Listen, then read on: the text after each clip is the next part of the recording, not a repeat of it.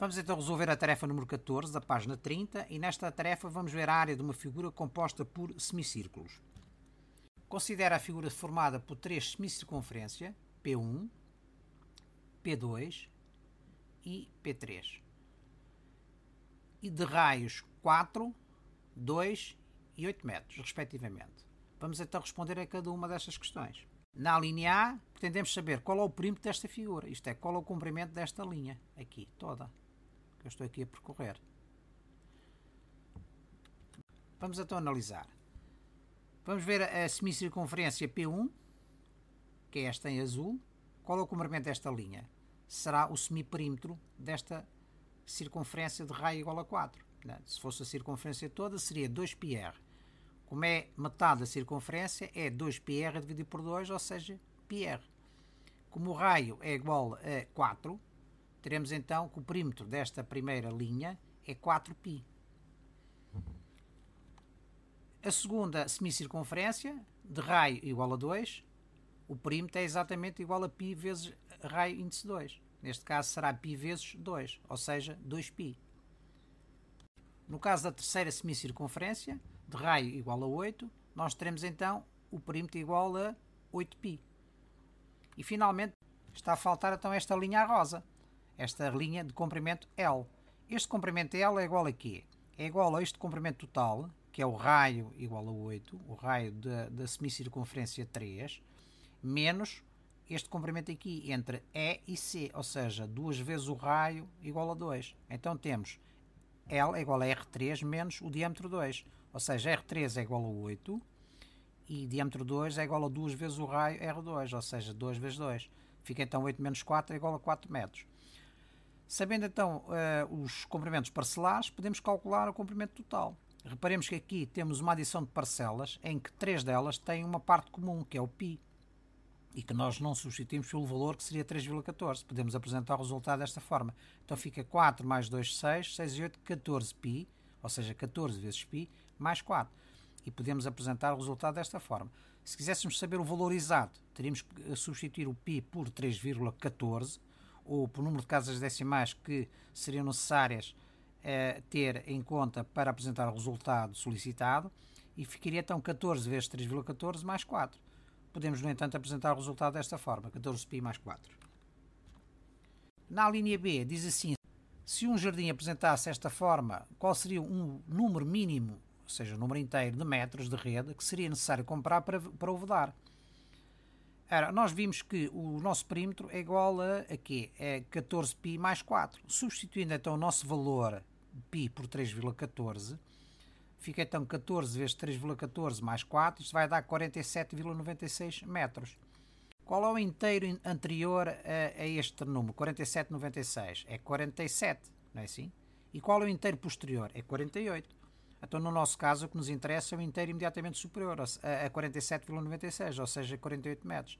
Portanto, seriam necessários comprar 48 metros. Claro que ia sobrar o quê? A diferença, não é? Ao fazer a vedação, ia sobrar a diferença de 47,96 para 48, o que é 0,04. Vamos passar ao segundo problema, mas antes disso vamos recordar aqui alguns conceitos. Numa expressão algébrica, por exemplo, aqui temos uma soma com duas parcelas, verificamos que a segunda parcela é uma constante, é apenas um número, enquanto a primeira parcela é a multiplicação do número por uma variável, por uma letra. Neste caso, ao número chama-se coeficiente e à letra chama-se variável.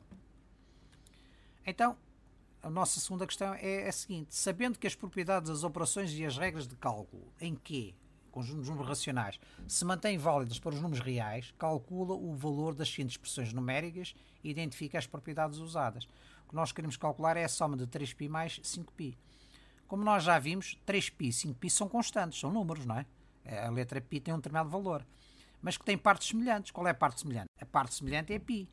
Então podemos pôr em evidência a parte semelhante. Então fica 3 mais 5, isto vezes π. Porque se fizermos ao contrário a propriedade distributiva, fica π vezes 3 dá 3π e π vezes 5 dá 5π. Então 3 mais 5 dá 8, significa então que 3π mais 5π é igual a 8π.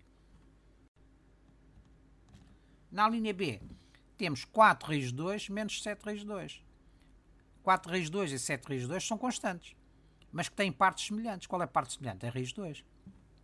Então podemos pôr a parte semelhante em evidência. Fica 4 menos 7, que multiplica raiz de 2. Faz-se a diferença entre os valores absolutos. 7 menos 4 é 3 e dá-se o sinal de quê? Do número que tem maior valor absoluto. Neste caso é o 7. Portanto, menos 3 raiz de 2. Podemos então dizer que 4 raiz de 2 menos 7 raiz de 2 é igual a menos 3 raiz de 2. À linha C temos a multiplicação do número raiz quadrada de 3, que multiplica 1 mais 1 sobre raiz de 3. Podemos aplicar a propriedade distributiva da multiplicação em relação à adição. Fica raiz de 3 vezes 1 mais raiz de 3 vezes 1 sobre raiz de 3. Raiz de 3 vezes 1 é raiz de 3. Raiz de 3 vezes 1 sobre raiz de 3 simplifica este raiz de 3 que está no denominador com o raiz de 3 no numerador e fica 1. Atenção, podemos simplificar porque temos aqui um produto, não é? Porque isto é a multiplicação raiz de 3 vezes 1 e o denominador deste é 1 a 1 vezes raiz de 3. Então fica raiz de 3 sobre raiz de 3 é 1. À linha D, 1 mais raiz quadrada de 2 ao quadrado. O que nós temos aqui é o quadrado de uma soma. Isto é uma propriedade que nós vamos começar a trabalhar daqui para a frente em termos matemáticos e com o tempo nós vamos memorizar o resultado deste quadrado, como vamos já ver a seguir. Então, fazendo o quadrado da soma é igual à multiplicação de dois fatores iguais. Neste caso, 1 mais raiz de 2 vezes 1 mais raiz de 2. Então vamos aplicar aqui a propriedade distributiva. Temos então aqui dois fatores, cada um dos quais com duas parcelas. Primeira parcela do primeiro com a primeira parcela do segundo, mais primeira parcela do primeiro com a segunda parcela do segundo, raiz de 2, mais segunda parcela do primeiro com a primeira parcela do segundo e, finalmente, a segunda parcela do primeiro com a segunda parcela do segundo. Então, 1 vezes 1 dá 1, 1 vezes raiz de 2 dá raiz de 2, raiz de 2 vezes 1 dá raiz de 2, e raiz de 2 vezes a raiz de 2 dá raiz de 2 ao quadrado, ou seja, 2. Então fica 1 mais raiz de 2 mais raiz de 2 dá 2 raiz de 2, mais 2. Juntando este 1 com este 2 dá 3 mais 2 raiz de 2. Se nós analisarmos, verificamos que o quadrado de uma soma é igual a quê? Ao quadrado do primeiro termo, cá está, A ao quadrado, mais o quadrado do segundo termo, que é o B, mais o quê? Mais o dobro do produto do primeiro pelo segundo. Dobro, 2 vezes A vezes B. Portanto, quadrado do primeiro, dobro do produto do primeiro pelo segundo, mais o quadrado do segundo. Portanto, isto é uma forma que nós com o tempo vamos fixar e que escusamos estar aqui a aplicar a propriedade distributiva. Podíamos pôr logo o quadrado do primeiro era 1, mais o quadrado do segundo é 2, portanto 1 mais 2 dá 3, e depois o dobro do produto. Qual é o produto entre estes dois? 1 vezes raiz de 2 dá raiz de 2. O dobro é 2 raiz de 2. Cá está, 3 mais raiz de 2. Fazendo a aplicação direta da forma, evitávamos fazer aqui a aplicação da propriedade distributiva destes dois fatores. A linha E, 3π mais 2 raiz de 5 menos 3 raiz de 5. Se nós verificarmos aqui, temos uma expressão com 3 termos, em que dois deles têm termos semelhantes, 2 raiz de 5 e 3 raiz de 5 são constantes, mas que têm partes semelhantes, ou seja, o raiz de 5, e aqui temos só apenas o 3π. Então, neste caso, mantemos o 3π e pomos em evidência o raiz de 5. Fica 2 menos 3 vezes raiz de 5, dá 2 menos 3 dá menos 1. Menos 1 raiz de 5 é menos raiz de 5. Com o tempo, nós escusamos estar aqui a aplicar a propriedade associativa. Fazemos logo mentalmente. Mais 2 menos 3 é menos 1. Menos 1 raiz de 5 é menos raiz de 5. Por isso é que podíamos passar logo daqui de 3π para menos raiz de 5. O 3π não tem parte semelhante, como vimos, relativamente aos outros dois termos. É também uma constante, mas não tem parte semelhante. Por isso é que não podemos juntá-los, não é? A linha F, 4 raiz de 3 ao quadrado. O que nós temos aqui é o produto de dois fatores iguais a 4 raiz de 3. Temos 4 raiz de 3 vezes 4 raiz de 3. Cada um destes fatores tem um coeficiente, 4, e tem aqui uma raiz. Podemos multiplicar os coeficientes. 4 vezes 4 são 16. E depois raiz de 3 vezes raiz de 3 dá raiz de 3 ao quadrado, ou seja, 3. 16 vezes 3 vai dar 48. Ora bem, nós podemos resolver isto de outra maneira. Se aplicássemos aqui diretamente uma propriedade das potências, nós poderíamos dizer que a potência de um produto é igual ao produto das potências. E nesse produto, que fatores é que nós temos? Temos o fator 4 e o fator raiz de 3.